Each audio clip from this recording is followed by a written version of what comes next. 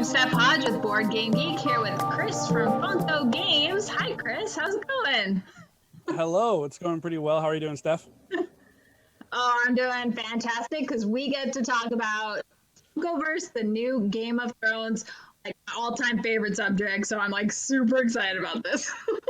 That's great. I'm glad to hear it. Yeah, we're super pumped about this set. There's a lot of new things for fans of the game, so we're really excited for it.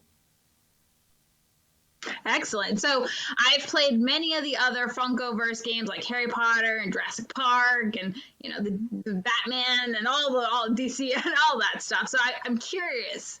Now it takes most of the core mechanics from that, I would assume. But is it any cool twists that I want to hear about? I want you to tell me everything. How did this be? Absolutely.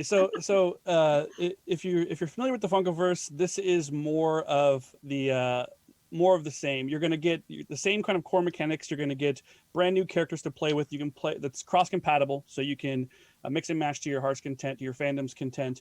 But the Game of Thrones set specifically does bring out a couple things that fans have been kind of clamoring for a long time. When we launched the game, it was always our intent to have 4 scenarios at the beginning and then to expand with new scenarios from there. And part of the reason we kept it down to 4 is because we wanted to make it really easy to learn. So if you learn your Harry Potter set, you go to your friend's house and they have the DC set, you can play with them and you don't have to learn any new rules. You can jump right in and enjoy the game. But we knew eventually that we wanted to expand this. This is something that all of our studio is really passionate about, and a lot of us are tabletop miniatures gamers. We've been playing miniatures games for a long time. And, secretly, this is our chance to make the one that we've always wanted to make. And so we knew there was going to be more scenarios.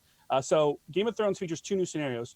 Not only that, but originally Funkoverse was sort of designed at the beginning to be a 1 versus 1 skirmish game with a team mode. However, we also knew that we wanted to expand that concept and really explore other play patterns. And so Game of Thrones not only features 2 new scenarios, but both of those scenarios are free-for-all scenarios. So now you're allowed to play with 3 or 4 players, with each player controlling their own team and kind of trying to win the battle for themselves. And it's really fitting, of course, in Game of Thrones because everyone kind of has their own agenda. Even if you're allied, there's reasons behind it. And so Game of Thrones is a great way to introduce the 2 new scenarios in the game, Triumph and Infiltrate. Both can be played 2 players, 3 players, or 4 players. Oh, excellent.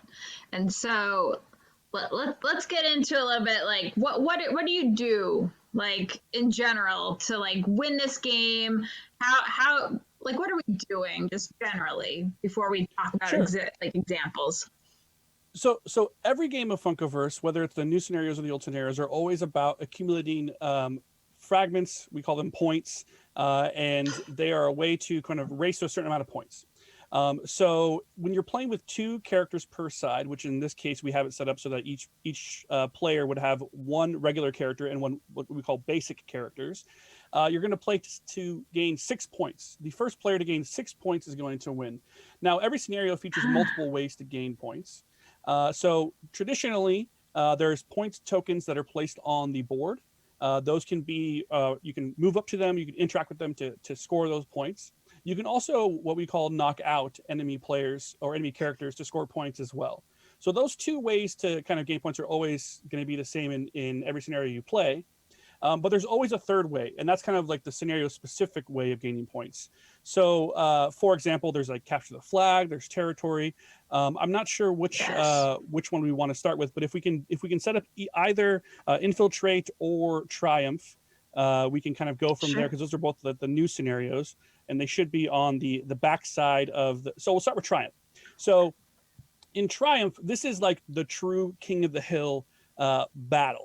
So not only can you gain points by interacting with the point tokens A, B, C, and D, you can gain points by knocking out enemy characters, but there's a very, very integral center square to this board that we're going to place the triumph marker on.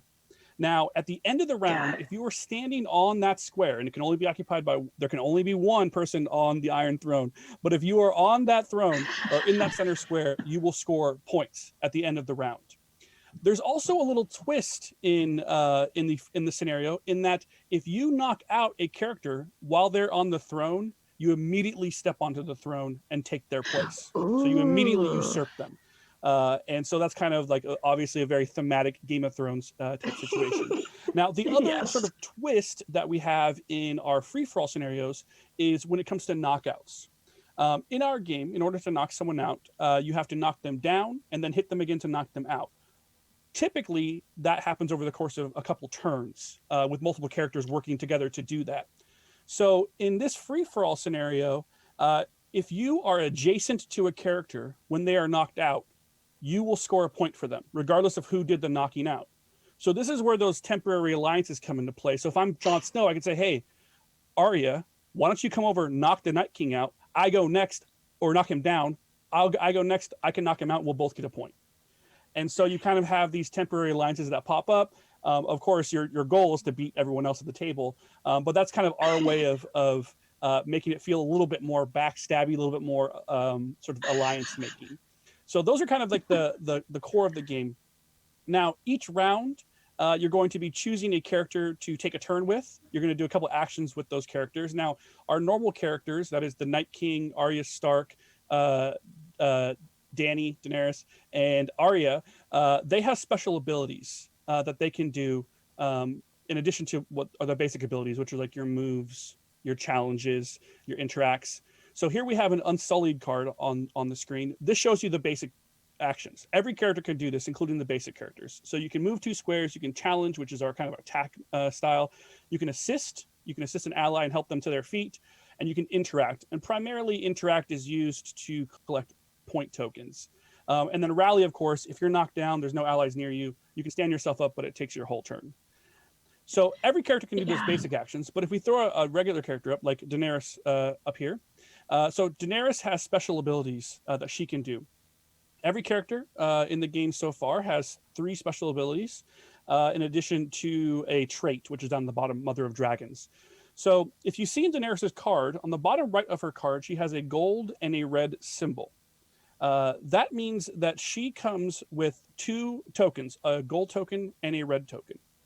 In Funkoverse, every ability that you use costs 1 token.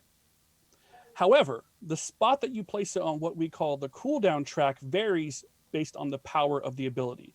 So we can see here, Daenerys has a Liberator, which is a 2 gold, or a Dragon Rider, which is a 1 gold.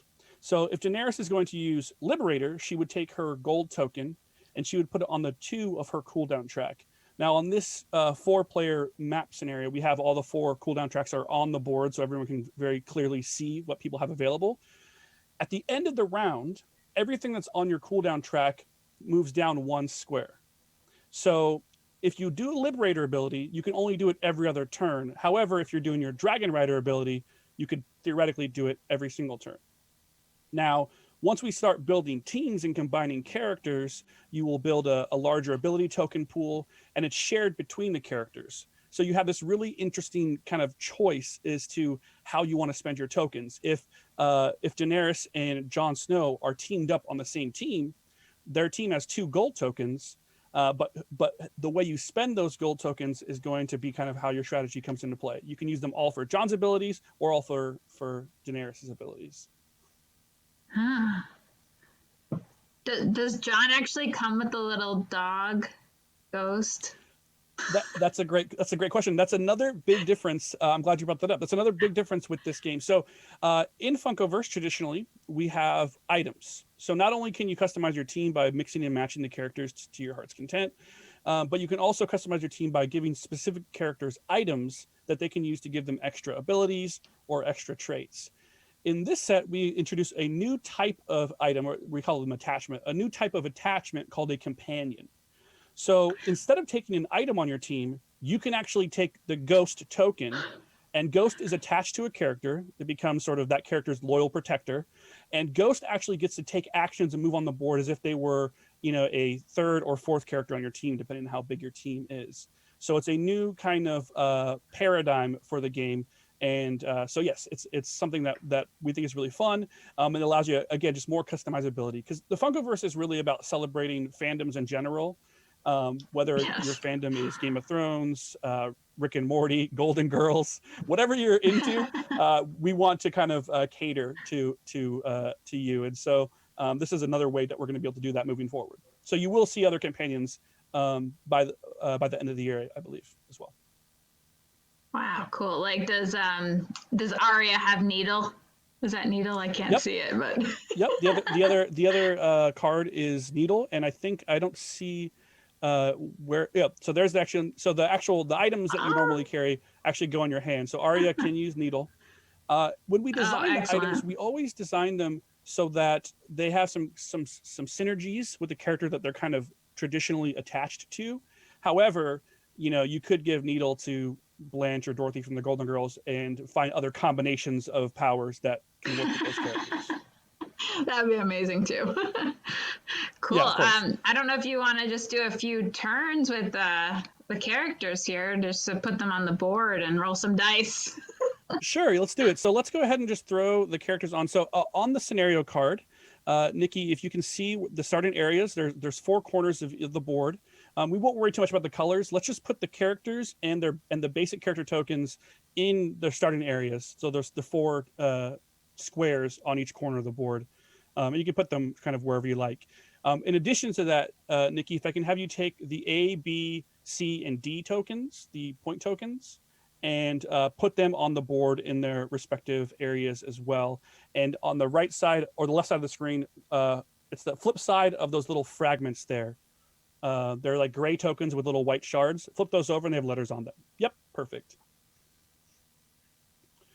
So on the scenario card, it tells you the placement of where those 4 tokens will go, the squares that they occupy. And it's basically a symmetrical placement at the beginning of the game. And so we'll have the Nikki place those on the board, and then there should be a triumph token, triumph marker, I'm sorry, that has the little torch on it, and that goes in the center. Perfect. Okay. So this is our basic setup. We can go ahead and remove the ability tokens from the cooldown tracks because they all start in your available pool. One thing that I was really adamant on when we were designing this game is that I want all the characters to be able to use all their abilities from the beginning. So you always start the game with your full suite of abilities that you can use. And so we'll go ahead. Who do you want to start with, Steph? Oh, I gotta be Jon Snow. Okay, so we can start with Jon Snow. Do you want? I'll kind of walk through his abilities, and we can take a turn with him. So we'll start off. We'll activate Jon Snow, and can we also get? I'm sorry, Nikki. Can we also get? There's basic characters. They're called White Walker, Stark Soldier, Sworn Brother, and Unsullied. They're like little circular tokens that are next to the character cards. Put those on the board as well, next to the characters that match their base colors. And that way we can have 2 characters on our team. We'll have a standard character and a basic character. I see. So we get to control both of them. Gotcha. And put them, with their names face up. There we go. All right. So okay, so we'll start with Jon Snow, and I'll kind of walk you through a sample turn. And so Jon Snow is kind of a natural leader. He has some leadership abilities. He also has some abilities that allow him to move quick and do attacks. He also, with Wild at Heart, can actually do additional things against players who have more points than his team has. So he's kind of like the quintessential underdog. Throughout the series, he's kind of looked down upon, and so he can kind of help against that. With him, we're going to take the first turn. And we're going to get in position. So we can't reach the center square yet, but let's get in position so that we can actually get there in the next turn. So I'm going to have Jon Snow can move. Should I use cardinal directions? We're going to move northeast, 1 square diagonally northeast. Is that going to work? Other direction. There we go. Perfect. And then we'll move diagonally the opposite direction, northwest. And that's 1 move action. And then we'll take a second move action to get ourselves adjacent to the triumph marker. So we'll move 1 square to the left, and then 1 square up and left. And that's 2 moves. And Jon Snow has taken his turn. We can take one of those little square markers that has the circle with the slash through it, and we'll put that on Jon Snow's character card. Perfect, just like that. Done. All right, so the Jon Snow team has gone. Now it's going to be the Daenerys' team. Now, Daenerys has a special ability called Mother of Dragons. So at the beginning of Daenerys' turn, you can move the Drogon token up to 4 squares in a straight line, or place the Drogon token adjacent to Daenerys. So in this case, the token's not on the board yet, but now at the beginning of her turn, we get to place it adjacent to her. So we can put the Drogon token in a square. We'll put it diagonally to her upper right. Move it one more to the right. There we go. Perfect. So this token allows Daenerys to do a couple of things, and this represents sort of Drogon obviously flying over the battlefield, wreaking havoc on all sorts of different characters and different things. So with Daenerys, we're actually going to use a special ability. We look at her card, we're going to use her ability called Dragon Rider. So Dragon Rider allows us to move the Drogon token 2 squares. And then if the Drogon token is within 2 squares of Daenerys, we may place Daenerys in the Drogon token's square. So let's actually use that second. So we're going to do it this way. We're going to move Daenerys up 2 squares. And then we'll use Dragon Rider second. We'll spend 1 ability token and put it on the 1 of the cooldown track. It's the yellow, the gold one. And then that allows us to move the Drogon token 2 squares, and we're going to move it diagonally up to the right twice, because it can move through walls and through other characters.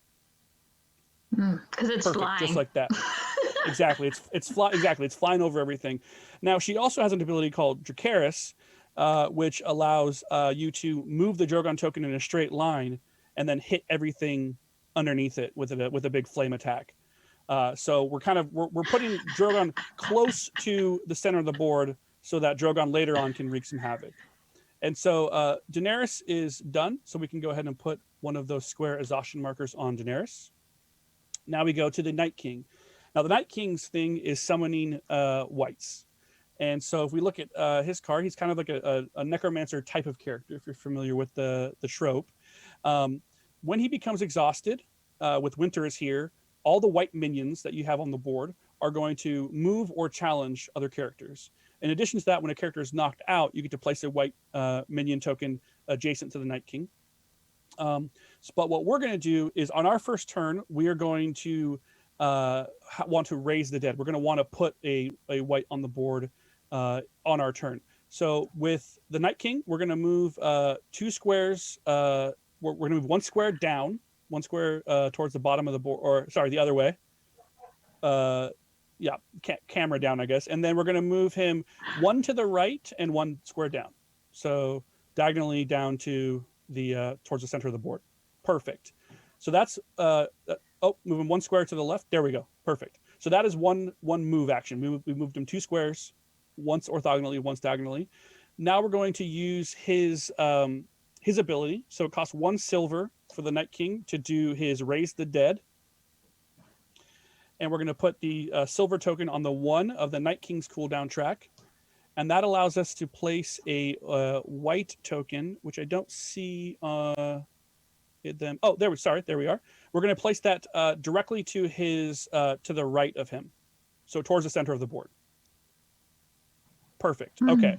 So that basically we've created a white token. He's raised the dead. Now, when he becomes exhausted, that white minion is going to get to do a move 2 or a challenge 1. And so we're going to put the exhaustion token, the circle with the slash through it, on the Night King. And we're going to move that white token 2 squares directly to the right. So towards where Jon Snow's at. Perfect. So again, later on, if someone steps onto the center, the Night King can actually use his whites to do attacks on his behalf. Uh-oh. All right. So that's the Night King's ability. And now we're going to get to Arya Stark. And Arya is kind of a sneaky assassin type of character. And her big thing is her list, of course. And so whenever a rival challenges her or one of her allies, you may give that rival the list status card. And that allows her to do special things like teleport to them or attack them really viciously, that kind of thing. Like, you do not want to be on her list, obviously. Like, if you've seen the show, obviously. It's not a good place, not a good spot to be on. But we're going to start off, we're going to keep Arya in the shadows a bit, and we're going to kind of see how things go. So we're going to move her basic character 4 squares with Actually, we'll move it one square diagonally to the left towards the center of the board. I'm sorry. We're gonna move the token. The golden character token. Yes, perfect. And then we're gonna move that character down one square towards the center of the board again, orthogonally down. All right. So that is one move action. Now we're gonna try to challenge the white token because we want to try to get the whites out of there and kind of clean up the board a little bit. So the way that challenges work, and every character can do a basic challenge. The way that this is going to work is we're going to roll 2 dice on behalf of Arya's ally, the Stark soldier. And when you're rolling to attack, you're looking for those little blast symbols. So in this case, we've gotten 1 hit. Now, on the dice, there's also a sort of critical symbol, which is 3 exclamation points. That would have counted as 3 successes on its own. But we rolled 1 success, which is decent. Now, the white tokens have a defense on them, but their defense is 0, which means that as long as you get at least 1 success, you take out the white. They're kind of like, they're very lowly minions. So the Stark soldier has defeated one white, and we can remove that white from the board. So already Arya is doing her job of stymieing the Night King's plans, which I love it. I don't want to really spoilers. It's a little bit. I mean, it's how I don't know what the date is for when I can start talking about spoilers. But suffice it to say, Arya doesn't like the Night King. Okay, we'll leave it there, guys. All right. Yeah. So we can put one of those exhaustion tokens with the circle and the slash onto the Stark soldier card because Arya has not gone yet. So we're going to put it on the Stark. I think that's it right there. Yep. Okay. So that is one. Chris, I just wanted to say we are running a little bit short here, so I want to make sure you kind of like wrap it up and give us like a couple more things, and we can talk generally. Absolutely, yeah. So that's one round of gameplay. We would then do that again with all the characters that have not acted yet. So in this case, the 3 basic characters for the first 3 characters, and then finally Arya would get to go. And then we would look at the board and we would say, okay, like have we scored points? Is there anything on the cooldown track? Anything on the cooldown track would shift off the cooldown track. So obviously we've used kind of lowly abilities here. But that's generally the structure of the game. Now, the one other thing that happens with the cooldown track that I'll mention is that if a character gets hit, we don't keep track of hit points in this game. There's only 2 basic hit points you have. You get knocked down if you're hit the first time. And if you're hit a second time, you get knocked onto the cooldown track. So again, we use the cooldown track to... I love her hair. I love her. It's so good. Again, we use the cooldown track to kind of put them in timeout for a turn, and then they come back into play the following turn. So it's kind of like dodgeball. You know, you're never really fully out of the game. It was another one of our design elements that we wanted to make sure that if you're playing with your favorite characters, and every single character in the Funkoverse is somebody's favorite character, but if you're playing with your favorite characters, you get a chance to use them. And so there's no kind of character elimination. They always come back to fight again. So yeah, that's the core game loop. I'm happy to answer any questions that you have about this set or the Funkoverse in general. Yeah, so tell me a little bit about like, is it available yet? Like, can everybody go buy it because everybody loves Game of Thrones, and if you don't, then you should. So I love Game of Thrones, and it's amazing. I'm not sure. I'm not sure all the retailers it's available at. I know it was on pre-order at Walmart.com as well as Amazon.com. I don't know the full list, but if you follow Funko on social media, I'm sure we'll be putting out more information regarding that. I do know that because of the sort of the pandemic, stores have been getting them at different times. The shipments have been a little bit wonky, but yeah, it is available right now. Some people have it in their hands, and some people are going to be getting it very, very shortly. This other side of the board obviously is another map, has 2 other scenarios as well. Nice. And then can I play as 2 characters just like the other Funkoverse games? Like I can just be like Jon and Arya against Daenerys. Absolutely. Cool. Yep, absolutely. So each Funkoverse set is designed to be played both out of the box. So you can team up. You can, if you want to play a 2-player game, you can both take 2 characters and play like that way. Again, this has a special scenario, so you can play 3 or 4 players.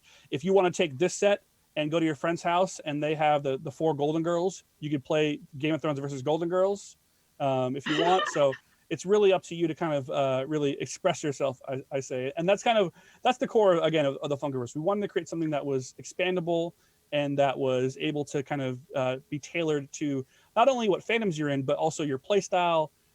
We wanted to create a game that had a lot of depth, where tactics really mattered. Obviously, there's dice, so there's a lot of swingy moments, but that's fun as well. And as someone who's been playing miniature games for a long time, I do have an affinity for rolling lots of dice and cursing them from time to time. So. Me too. We did have one question regarding availability in the UK/Europe. So I don't know if that has or is in the works at all, or so if you know. I'm not as familiar with the sales side, but I will say that if you reach out to Funko EU, there is sort of go on social media, you can find their channels.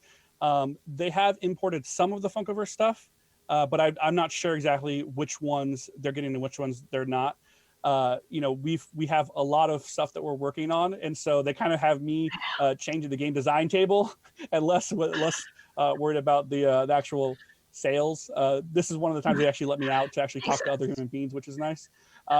Nice. So yeah, hopefully it will be available and people will get a chance to see it, because that's one thing that's been cool about this game, is that for a game that I think a lot of people expected to be kind of a very simplistic game, we really do have a lot of depth in there, and the community is actually pretty feverish when it comes to talking about strategies and talking about tactics. And so we love to kind of get the new characters in their hands and see what they do with them. Oh, that's awesome. Yeah, I know you have a very active Facebook group for the Funkoverse games, so I've been following all the posts in there. So it's really cool to see everything. And everybody's so excited, and of course I am too. So it's been a fun time. So if you haven't checked out Funkoverse, now's the time. Have all the themes you could ever want, and I'm sure there'll be more. Yeah. Oh yeah. Yeah. So, we have a lot more planned for the rest of this year, and we have some really cool stuff planned for the future as well. It's been a pleasure talking with you, Chris. So go check out Funkoverse Game of Thrones.